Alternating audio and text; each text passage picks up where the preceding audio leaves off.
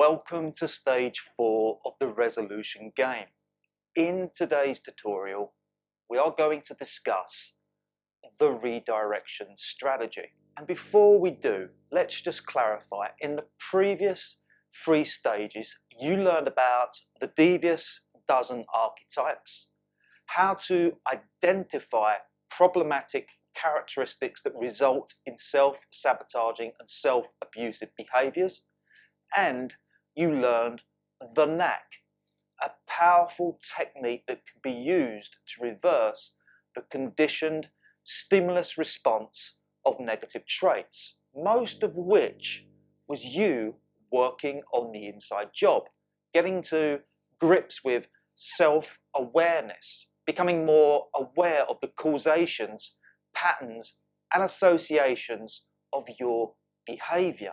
Doing the inner work, however, must correlate with external changes. You need to put in place actionable measures that redirects your physical behaviour. And with the redirection process, you will do just that by implementing preventative measures or seismic shifts that will redirect your actions away from those usual habits and towards alternative outcomes that will elicit positive results. In other words, you will swap wrong action for right action. Right action, of course, is the remedy for wrong action, whereby you do the complete opposite of what's causing you pain, upset and loss, whereby you refuse to be the victim of your own self-sabotage, where you consciously choose to do what's right, even when at first it feels wrong, discomforting and difficult. So to get started, you need to establish the necessary right actions that you must take in order to redirect an archetype towards a beneficial outcome, and then devise an easy to implement plan of the first steps that you must take. The redirection process can be applied to all of the different archetypes, which means that with each archetype there is a wrong action that leads to a sabotaging or abusive result that can be replaced with a right action that leads to a remedial and positive result. And to remind yourself of the wrong action, you need to refresh yourself with the explorative work. Remind yourself of the archetype's behavioural patterns. But right now, for this redirection tutorial, I want you to write in your journal the subtitle, Redirection of the name of the archetype. Now I want you to give multiple answers to each of the redirection questions that follow. These questions are designed to ascertain the preventative / alternative actions and activities that you need to implement to redirect the physical behaviour of this trait. And I want you to provide multiple answers to each question and formulate your answers into statements. So let's begin with the redirection questions. Question number 1. What actions / activities must I immediately stop to prevent this trait from occurring? This is easy, right? There are certain things that you are doing that exhibits the detriments of this archetype. What are they? What are the wrong actions that you're taking? This could be one specific action, or this could be several actions. Identify what they are right now. Identify the actions that you must stop to stop being this archetype. Question number 2. What specific triggers, i.e. what people, places, possessions and predicaments must I remove from my life, and how do I make this happen? So let's look at what we should be removing from our life to ensure that the detriments of this archetype is no longer triggered.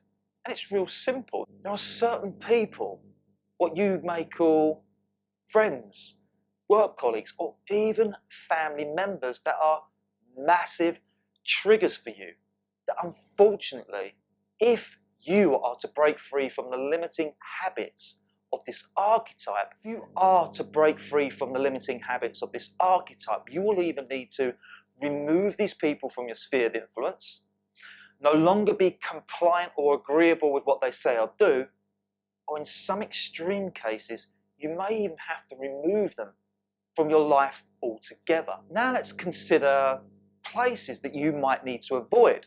So there are certain environments, houses, shops, institutions, buildings, outside places that are triggering this archetype. Thus, you need to stay clear of these places. So what are these places for you that trigger this archetype? Moving on to possessions that could trigger you. And this could be anything. It could be clothing, equipment, accessories, tools, furniture, your mobile phone, a laptop, your car, any object, any paraphernalia, something tangible that whenever you are within close proximity of this possession, whenever you are handling this possession, whenever you are thinking about this possession, you are triggered to act like the archetype.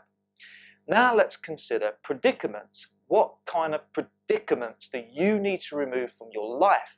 Now, what do I mean by predicaments? Predicaments are the difficult, awkward, and problematic situations that seem to be a theme in your life. So where do you find yourself often dealing with the same mess? You're in a bit of a fix, you're stressed or anxious about something, and this is always causing the archetype to be triggered in its usual way. And if you look back at your journaling work, you will find that you've already identified with quite a few predicaments in your life. Now for question number 3. Who are the people that I need to speak with, and what new arrangements do I need to make so that the triggers of this archetype are no longer present in that relationship? Well, the people that you need to speak with are often those closest to you. This could be your lover, your partner, a parent, a sibling, a close friend, or even someone that you don't know that well. That when you're with this person, there are certain things that are said and done which triggers this archetype. And the conversation that you need to have with this person is to let them know, to inform them that this thing has to stop happening if you are to continue forward on good terms. Question number 4, what are the emotions that trigger this archetypal trait into action, and what countermeasures can I take to moderate the way I feel? So with this question, you are to identify key intense emotions, certain low and high emotions that trigger this part of you. And again, if you look at your journaling work, this will be easy for you to recall. And you're also now looking for alternative actions that would counter, affect, and neutralize those intense emotions. For example, if the emotional trigger is anger or stress, you would need to redirect yourself with a calming and relaxing activity like a walk in fresh air, slow breathing exercises, or meditation. If the emotional trigger is boredom, the alternative would be to engage with a fast-paced activity and change your environment to re-stimulate the mind-body. Question number 5, what alternative activities can I engage with prior to and as a replacement of the exact time and place this archetypal trait is usually triggered? Here with this question, you are looking to identify what provisional activities, alternative solutions that you can put in place that make sure that you're in a different location, environment, and frame of mind at the usual time that you would usually be triggered by the detriments of an archetypal trait. Question number 6, what situation does this archetypal trait avoid? I.e., what am I insecure and fearful of, that if I actually engaged with the situation, it would actually be a positive and rewarding experience for me. So with this question, you're looking to identify with situations that this archetype has been avoiding, in particular the situations that would actually get you the experiences that you truly desire and that would lead to massive progress and personal growth. Because if you are going to redirect yourself from bad outcomes to good outcomes, wrong action to right action, then it makes sense to take actions, counter actions that will correct, balance and strengthen the inferiorities and weaknesses of this particular archetype. And it's those inferiorities and weaknesses that we tend to avoid, because it means we must get uncomfortable and do things that we wouldn't usually do. Which leads me on to the last, but not the least, question, which is question number 7. What specific changes must happen for this archetypal trait to no longer have a detrimental impact on my life? And how do I make this happen? So, how is this archetype holding you back specifically? What negative traits of this archetype are stopping you from getting the experiences that you truly desire, and what must you now do to override and overcome these negative traits? And again, that means doing the complete opposite of what you usually do.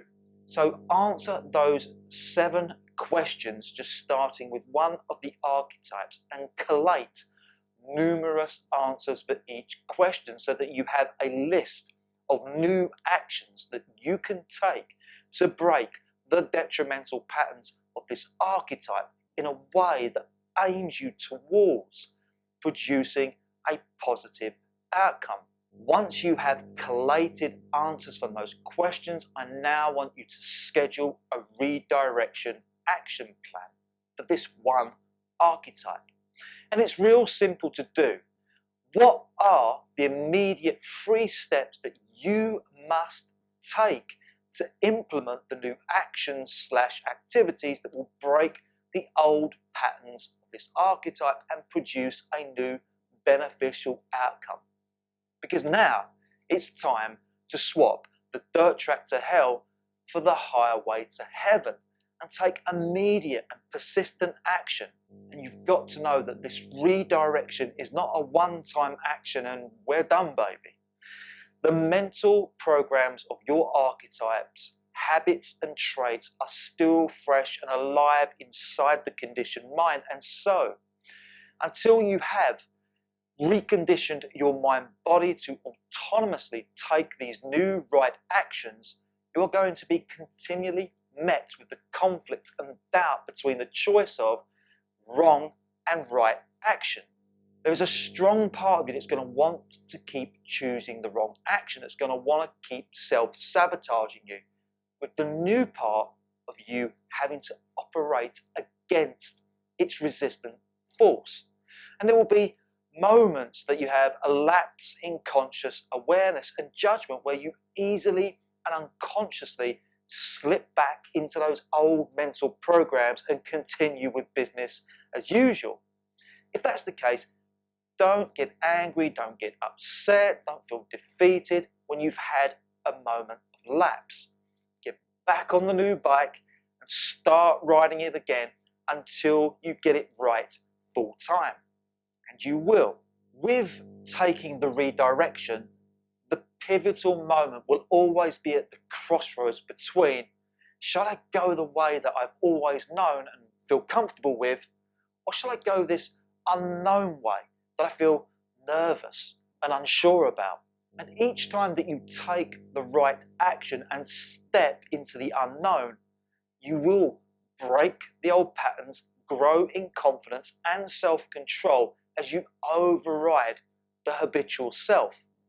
You need to continually choose right action until you have reconditioned the mind body with that action as your new conditioned response. With this in mind, you should only really work on the redirection process with one archetype at a time to begin with. Spend anywhere between 4 to 6 weeks of breaking patterns and redirecting one archetype until you feel comfortable and confident in your ability to consistently break patterns and take right action. Once you've learned how to do this with one archetypal trait, then take on 2 or 3 archetypes at one time. So take this one step at a time. Process the archetypes through the questions one at a time and at a time you are ready. And take on only as much as possible for you. And whilst you are working on this stage of the resolution game, the redirection stage, I want you to immediately start stage 5, which is the absolution stage.